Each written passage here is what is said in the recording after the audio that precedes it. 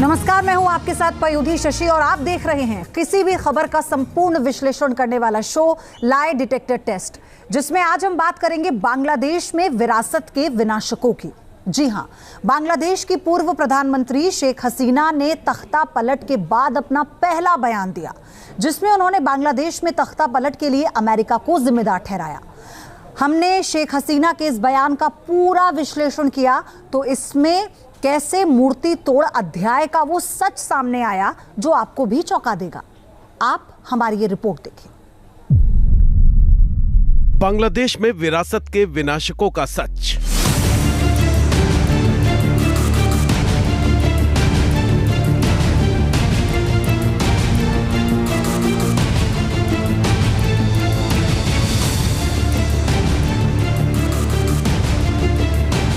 तस्वीर नंबर 1, तस्वीर नंबर 2,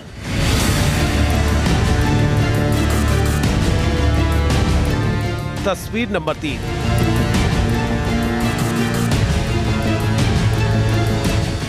तस्वीर नंबर 4 और तस्वीर नंबर 5।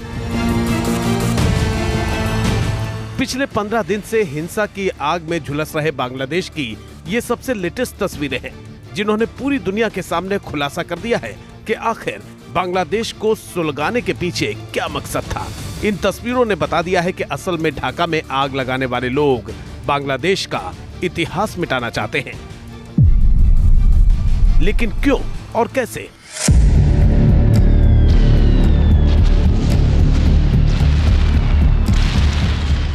ये समझने से पहले आपको 53 साल पुरानी तस्वीरें देखनी होंगी। ये तस्वीरें तब की हैं पश्चिमी पाकिस्तान ने पूर्वी पाकिस्तान यानी आज के बांग्लादेश में जुल्म ज्यादती की तमाम हदें पार कर दी थी, जब बांग्लादेशियों का वजूद बचाने के लिए भारतीय सेना को युद्ध में उतरना पड़ा था, जिसके बाद पाकिस्तान के 93,000 सैनिकों को भारतीय सेना के सामने सरेंडर करना पड़ा। यही सरेंडर और इसकी निशानियां पाकिस्तान के सीने में आज भी शूल की तरह चुभती हैं। बस यही वजह है जो आरक्षण की आड़ में इन निशानियों को चुन चुन कर मिटाने की कोशिश की गई। इसी कोशिश के तहत उपद्रवियों ने मुजीब नगर में 1971 के शहीद स्मारक स्थल पर मौजूद कई मूर्तियों को तोड़ डाला। इस दौरान उस स्मारक को भी तहस नहस कर दिया गया, जिसमें 1971 की जंग में पाकिस्तान को भारतीय सेना के सामने सरेंडर करते दिखाया गया था। इस वक्त आपकी टीवी स्क्रीन पर जो 2 तस्वीरें दिखाई दे रही हैं, उसमें पाकिस्तानी सेना के major general Amir Abdullah Khan Niazi surrender करते दिखाए गए थे। नियाजी ने भारतीय सेना और बांग्लादेश की मुक्ति वाहिनी के सामने आत्मसमर्पण के दस्तावेज पर हस्ताक्षर किए थे। ये दूसरे विश्व युद्ध के बाद सबसे बड़ा सैन्य सरेंडर था, जिसे निशानियों को बांग्लादेश में मुजीब नगर के शहीद स्मारक स्थल में मूर्ति के रूप में संजो कर रखा गया था। पक्की बात है कि ये म्यूजियम पाकिस्तान को उसके अत्याचार और शर्मनाक हार की याद दिलाता था। इसके अलावा ये म्यूजियम बांग्लादेश के निर्माण में भारत के योगदान के सबूत के तौर पर जाना जाता है, लेकिन उपद्रवियों ने म्यूजियम पर हमला करके इसे भी मिटाने की कोशिश की। মুজিবনগর উল্টে গেল কিভাবে? যত ঠাকুর ছিল সব ভাঙা হয়ে গেল, তখন আমাদের বুকে আঘাত হয়। সেই থেকে আমি এই পর্যন্ত সেই ভারাপান্ন মন নিয়ে আর সেই সুন্দর চেহারার উপলব্ধি করতে পারছি। আসলে মুজিবনগরটা আমাদের গর্বস্থান ছিল। আমরা বিভিন্ন জায়গায় গেলে মুজিবনগরকে নিয়ে আমরা পরিচয় দিতাম, যে গর্ব করে বলতাম যে আমার বাসা মুজিবনগর।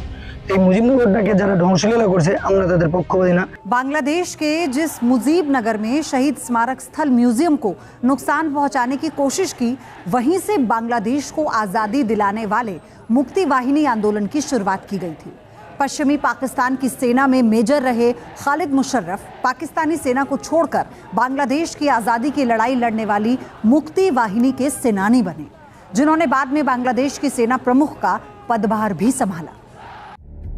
कांग्रेस सांसद शशि थरूर ने बांग्लादेश में हो रही इस तरह की घटनाओं पर चिंता जाहिर की है। शशि थरूर ने सोशल मीडिया पर पोस्ट करते हुए लिखा, मुजीब नगर में स्थित 1971 के शहीद मेमोरियल कॉम्प्लेक्स में स्थापित मूर्तियों को भारत विरोधी उपद्रवियों ने तोड़ दिया है।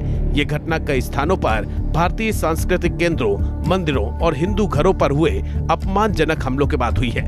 हालांकि मुजीबनगर का शहीद स्मारक स्थल बांग्लादेश की ऐसी अकेली धरोहर नहीं है जिसे नुकसान पहुंचाकर इतिहास को बदलने की कोशिश की गई। इससे पहले बांग्लादेश के निर्माण की नींव रखने वाले बांग्लादेश के पहले राष्ट्रपति शेख मुजीबुर रहमान की मूर्तियों को भी चुन चुन कर निशाना बनाया गया। कहीं जेसीबी की मदद से मूर्तियों को ढहा दिया गया तो कहीं मूर्तियों को उखाड़ फेंका गया। यानी मकसद बस एक ही था, बांग्लादेश के निर्माण में भारत के योगदान को मिटाया जाए। क्योंकि इतिहास गवाह है कि अगर मुजीबुर रहमान को भारत का समर्थन नहीं होता तो बांग्लादेश कभी पाकिस्तान के दमन से आजाद नहीं हो पाता।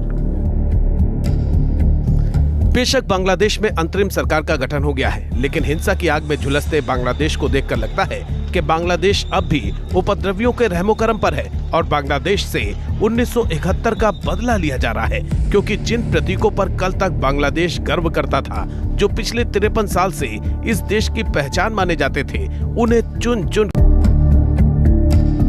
अब सवाल यह है कि आखिर क्यों इसे सोची समझी साजिश बताया जा रहा है।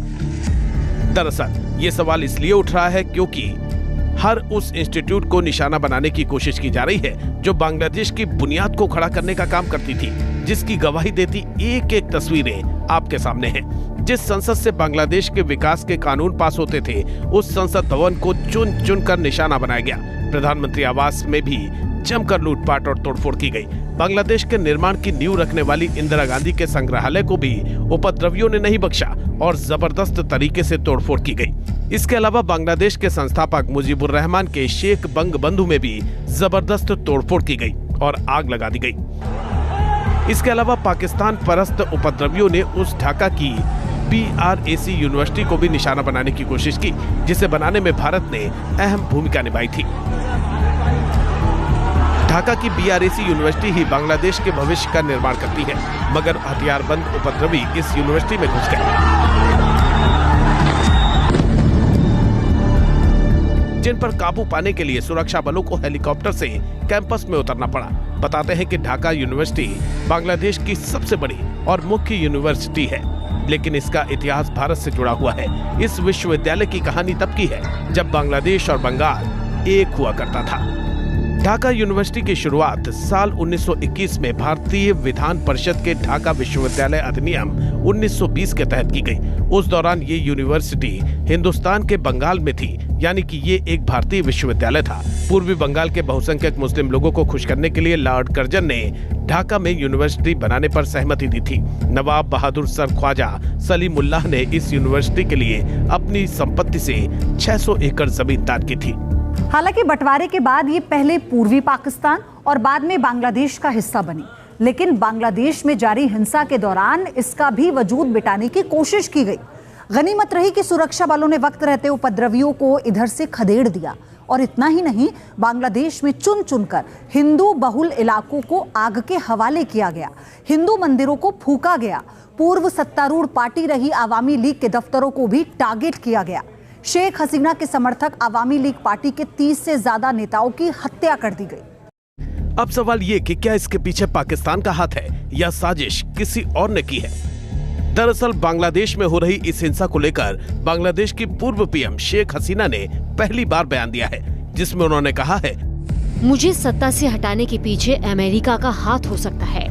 अगर मैं सेंट मार्टिन द्वीप की संप्रभुता से समझौता कर लेती तो मैं आज भी प्रधानमंत्री होती, मगर मैंने बंगाल की खाड़ी में अमेरिका को अधिकार नहीं दिए। मैंने अपने लोगों का ख्याल रखा। आपको बता दें कि सेंट मार्टिन द्वीप को लेकर शेख हसीना ने मई महीने में ही बयान दिया था, जिसमें उन्होंने अमेरिका का नाम लिए बगैर कहा था कि एक देश सेंट मार्टिन द्वीप पर बेस बनाने की मांग कर रहा है। आरोप है कि अमेरिका करीब 3 वर्ग किलोमीटर वाले इस द्वीप पर इसलिए कब्जा चाहता है ताकि हिंद महासागर में वो अपना प्रभुत्व स्थापित कर सके। बता दें कि हिंद महासागर क्षेत्र में चीन की उपस्थिति बढ़ रही है। चीन की बढ़ती उपस्थिति ने अमेरिका के लिए खतरे की घंटी बजा रखी है। हालांकि अमेरिका ने अपनी इंडो पैसिफिक रणनीति से इसका जवाब दिया है, जिसमें भारत भी एक रणनीतिक भागीदार है। लेकिन अमेरिका रणनीतिक रूप से एक ऐसी जगह चाहता था कि भविष्य में उसे भारत की जरूरत न पड़े, लेकिन शेख हसीना ने अमेरिका को ये द्वीप देने से मना कर दिया। जिसके बाद अमेरिका ने ये तक टिप्पणी कर दी थी कि बांग्लादेश में जनवरी महीने में हुआ चुनाव निष्पक्ष नहीं था। आपको बता दें कि इसी चुनाव में शेख हसीना को पूर्ण बहुमत मिला था। अब सवाल यह है कि अगर इसके पीछे अमेरिका का ही हाथ है तो उसने ये कैसे किया। जानकारों की माने सामने भले ही इसमें पाकिस्तान की भूमिका नजर आ रही हो, लेकिन पाकिस्तानी कठपुतली को नचाने के पीछे अमेरिका ही है, क्योंकि 1971 के युद्ध में भी अमेरिका पाकिस्तान के साथ खड़ा था। युद्ध में पाकिस्तान की हार के बाद जब बांग्लादेश में नई सरकार बनी तो अमेरिका के संबंध कभी भी उसके साथ ठीक नहीं रहे। ये तो हम मान लेते हैं कि इसमें अमेरिका का भी टैसिट अप्रूवल है, क्योंकि सेंट मार्टिन जो आइलैंड है, अमेरिका उस पर एयरबेस बनाना चाहता था, जिसके लिए शेख हसीना ने मना किया और यही कारण था कि अमेरिका ने टैसिट अप्रूवल दिया। चाइना वहाँ के चिटागोंग पोर्ट के ऊपर अपनी सबमरीन्स और वारशिप को डिप्लॉय करना चाहता था, जो शेख हसीना ने नहीं माना। इसलिए पाकिस्तान और चाइना का एक्टिव करना ही बंद, अमेरिका का टैसिट अप्रूवल। और चूंकि ये है, इसलिए ये नहीं माना जा सकता कि इंटरिम सरकार आने के बाद में इन तीनों के अपने इंटरेस्ट खत्म हो जाएंगे। लिहाजा बांग्लादेश के अंदर फिलहाल चुनौतियों का अंबार है। तो क्या ये माना जाए कि बांग्लादेश से ऐतिहासिक प्रतीक मिटाने के पीछे अमेरिका की सोची समझी रणनीति है? जानकारों की माने तो प्रतीक मिटाने का अमेरिकी इतिहास रहा है। दुनिया में कई ऐसे नेता रहे जिन्होंने अपने दम पर दुनिया में अब दबदबा कायम करने की कोशिश की, लेकिन जब अमेरिका से मतभेद बढ़े तो इसी तरह उनकी मूर्तियों को गिराया गया। जैसा मंजर मौजूदा वक्त में बांग्लादेश में देखने को मिला, ठीक वैसी ही तस्वीरें यूएसएसआर के टूटने के बाद यूक्रेन से सामने आई थी, जब यूक्रेन से सोवियत नेता जोसेफ स्टालिन की मूर्तियों को हटाया गया। बताते हैं कि स्टालिन की जो मूर्ति हट नहीं सकती थी, उसे तोड़ दिया गया। हंगरी के बुडापेस्ट में बोल्शेविक की लड़ाई के नेता व्लादिमीर लेनिन की मूर्तियों को भी इसी तरह गिराया गया था। गुस्साई भीड़ ने लेनिन की मूर्तियों को जड़ से उखाड़ फेंका था। खाड़ी युद्ध के बाद ऐसा ही सिलसिला तब देखने को मिला जब इराक की राजधानी बगदाद में सद्दाम हुसैन की मूर्ति को सरेआम तोड़ा गया। चौंकाने वाली ऐसी ही तस्वीर लीबिया में भी देखने को मिली, जहां से तानाशाह मुअम्मर अल गद्दाफी का वजूद मिटाने की कोशिश की गई। चुन चुनकर ऐसी जगहों और प्रतीकों को निशाना बनाने की कोशिश की गई जो गद्दाफी के साथ लीबिया का इतिहास जोड़ते थे। इसमें इस बात से भी इनकार नहीं किया जा सकता है कि इन सभी मामलों में कहीं न कहीं अमेरिका की भूमिका थी। साफ है कि अगर शेख हसीना अमेरिका की तरफ उंगली उठा रही हैं, तो उनके पास इसे लेकर वाजिब वजह भी है। जानकार भी मानते हैं कि बेशक बांग्लादेश में तख्ता पलट के पीछे कई किरदार नजर आ रहे हों, मगर सूत्रधार एक ही नजर आता है, जिसकी गवाही बांग्लादेश की अंतरिम सरकार भी देती है। दावा है कि नोबेल पुरस्कार विजेता जिन मोहम्मद यूनुस को अंतरिम सरकार का प्रधानमंत्री बनाया गया है, वो अमेरिका के बेहद करीबी माने जाते हैं। बांग्लादेश में तो यूनुस को अमेरिका मैन के रूप में जाना जाता है। शायद यही वजह है कि शेख हसीना ने खुलेआम इसके पीछे अमेरिका की भूमिका बताई है। T news nation. News nation अब व्हाट्सएप पर खबरों की ताजा अपडेट के लिए न्यूज नेशन के इस QR कोड को स्कैन करें।